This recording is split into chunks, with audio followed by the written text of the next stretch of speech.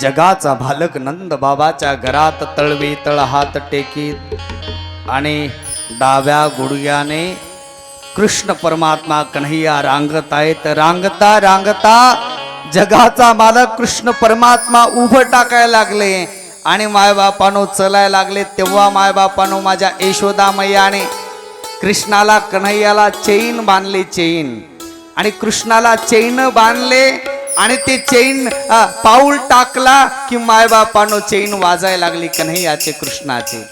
चैन कसे वाजतात अगदी आनंद. जगाचा मालक भगवान श्री कृष्ण परमात्मा नंद बाबाच्या घरी एक एक लीला एक एक चरित्र करत आहे. जो ब्रह्मा आहे, जो साक्षात जगाचा मालक आहे, ते कधी कुणाच्या हातात लागत नाही. माझ्या यशोदा मैयाची नंद बाबाचं किती पुण्य आहे. जगाचा मालक यशोदा आणि नंद बाबाच्या पोटी जन्माला आलेला आहे आणि कृष्ण परमात्म्याच्या लीला यशोदा मैयाने चैन बांधले आणि कृष्ण परमात्मा एक पाऊल टाकत आहे. चैन वाजत आहेत. अगदी आनंद आनंद आहे त्या गोकुळामध्ये. आणि खाली एक जमिनीवर पाऊल टाकला. जमिनीवर पाऊल टाकल्याबरोबर पृथ्वी मातेवर पाऊल पडला आणि पृथ्वी मातेचं दर्शन घेतलं जगाच्या मालकाने कन्हैयाने. का राजा या पृथ्वीवर संकट आलं म्हणून भगवान श्री कृष्ण परमात्म्याने 8वा अवतार जन्माला घेतलेला आहे. पृथ्वी माता रडत रडत भगवान विष्णू परमात्म्याकडे गेले. संकट आले वाचवा म्हणला.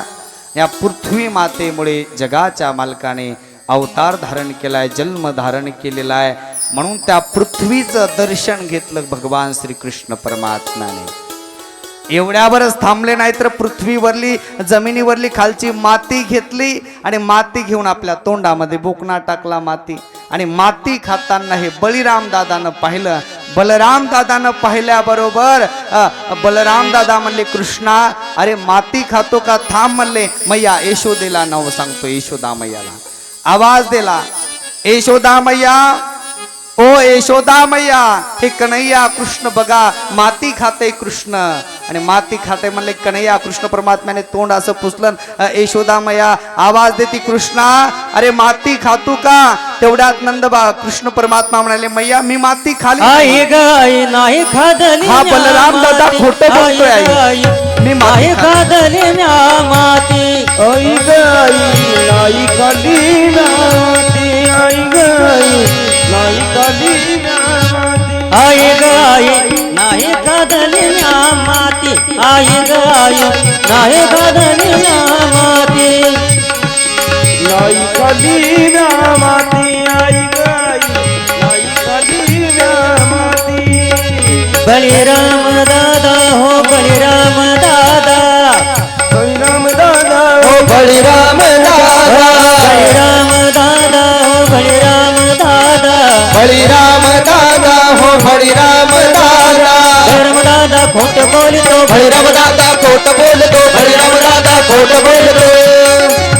कोतर मागा पक्षपाती तू पांड घेतो माझा. आई गाई नाही खादली माती. आई गाई नाही खादली माती. आई गाई नाही खाली माती. आई गाई नाही खाली माती.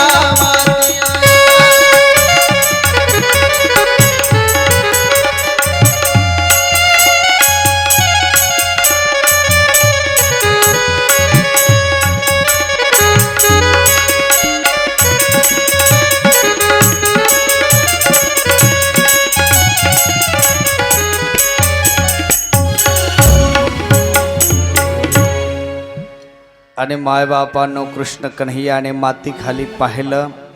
यशोदा मैया म्हणते कृष्णा अरे कन्हैया माती खातो का थांब म्हणली तुला शिक्षा देतो. कृष्ण परमात्मा म्हणाले माती खाल नाही मैया मी माती खाल नाही.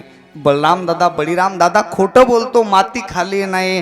तेवढ्यात यशोदा मैया म्हणली बघू दे म्हणली तुझ्या तोंडामध्ये आ कर म्हणली. आ करण्यासाठी सांगितलं. हे बाबा कशाचा आ करतो. तोंड दाबून धरलेलं आहे. करायला लागला. तोंड काय दाबणं यशोदामया असे तोंडाला दाबायला लागली. तोंडाला दाबायला लागली ते काय आपल्या लेकराचं तोंड आहे काय? किती दाबलं तर करते, कानाला धरलं की खाली बसते. ते आपलं लेकरू आहे, आपला नातू आहे. अरे जगाचा मालक, ब्रह्मांडाचा नायक आहे भगवान श्री कृष्ण परमात्मा, यशोदेच्या पोटी जन्माला आलेला देव आहे. त्या देवाचं तोंड कसं दबेल मायबापांनो? यशोदा माता दाबाय लागला, देवाचं तोंड काही दबना झालंय. मायबापानं ताकद लावली आणि आपली मैया आई बेजार होते हे पाहिलं आणि जगाच्या मालकाने भगवान श्रीकृष्ण परमात्म्याने मग मात्र केलं. केल्याबरोबर तोंडामध्ये माती नाही तर माझ्या यशोदा मातेला, यशोदा मैयाला पूर्ण ब्रह्मांड दिसलं मायबापांनो. माझ्या कन्हैयाने कृष्णाने विश्वरूप दर्शन तोंडामध्ये दाखवला यशोदा मैयाला. यशोदा मैयाना हात जोडले म्हणले, बाबा तुझं काय मेळच लागणं म्हणली, तुला काय म्हणू काही कळेना म्हणली. कृष्णाचा कन्हैयाचा अधिकार कळेना. कोण आहे कृष्णाने? एक एक लीला, एक एक चरित्र कन्हैया कृष्ण परमात्मा त्या आता गोकुळामध्ये करायला लागले. घरामध्ये फार मोठमोठाले दुधाचे, दह्याचे, लोण्याचे, तुपाचे डेरे होते, माठ होते आणि कृष्ण परमात्मा एक घास खायचा लोणी आणि अख्खे गाडगे ते मडके डेरे लोण्याचे फोडून टाकायचा. तूप ठेवणं झालंय बाबा, दूध ठेवणं झालंय, एवढा त्रास. सगळे आज दह्या दुधाचे माडके गाडगे फोडून टाकले. राग आला यशोदा मातेला, कृष्णा आज तुला मात्र शिक्षा देणार. कन्हैयाच्या कृष्णाच्या हाताला धरलं आणि यशोदा माता उखळाला बांधायला जगाच्या मालकाला निघाली. आणि उखळाला बांधतात दोरी घेतली, एक वेडा टाकायला लागल्या आणि शेवटला एक वेडाची गाठ मारणार तेवढ्यात ईदभर दोरी कमी पडली. पुन्हा एक वेडा काढला. एक वेडा काढल्यानं म्हटले आता एक गाठ बसल तर हातभर दोरी कमी पडली. काहीच मेळ लागणार. ऐका, जो जगाचा मालक अख्ख्या विश्वाला बंधनात टाकतो, सगळ्यांची गाठ मारतो, त्या देवाची गाठ कशी बसल? पुन्हा बेजार व्हायला लागला. पुन्हा एक वेडा काढला तर 4 बोट कमी पडायत, काय मेळ लागणं. यशोदा मैया त्रास होतो बांधण्यासाठी बेजार व्हायले. पायलन कृपा दृष्टी केली कशी तरी. धरिला पंढरीचा चोर, धरिला पंढरीचा चोर, धरिला पंढरीचा चोर, धरिला पंढरीचा चोर, धरिला पंढरीचा चोर, धरिला पंढरीचा चोर, धरिला पंढरीचा चोर, धरिला पंढरीचा चोर. ओ गळा बांधोनिया दोर, गळा बांधोनिया दोर, गळा बांधोनिया दोर. हो धरिला पंढरीचा चोर, धरिला पंढरीचा चोर, धरिला पंढरीचा चोर, धरिला पंढरीचा चोर, धरिला पंढरीचा चोर, धरिला पंढरीचा चोर.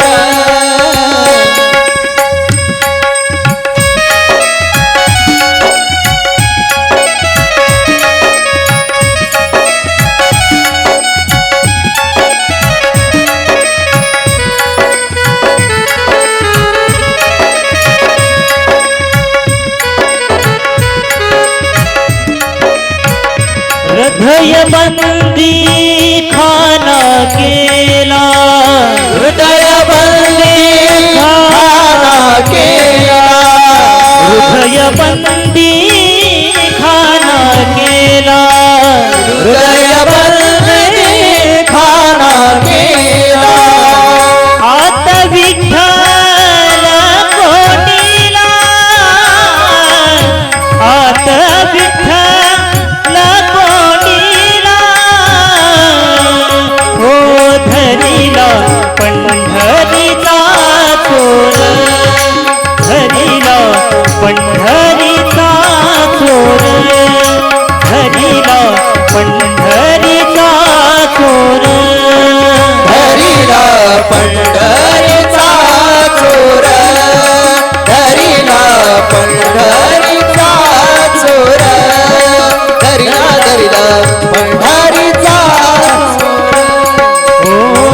शपथ केली झाडा जोडी शपथ केली झाडा जोडी शपथ केली झाडा जोडी शपथ केली झाडा जोडी पायी घातली बेडी पायी घातली बेडी गळा बांधोनी आदोर गळा बांधोनी आदोर गळा बांधोनी आदोर हो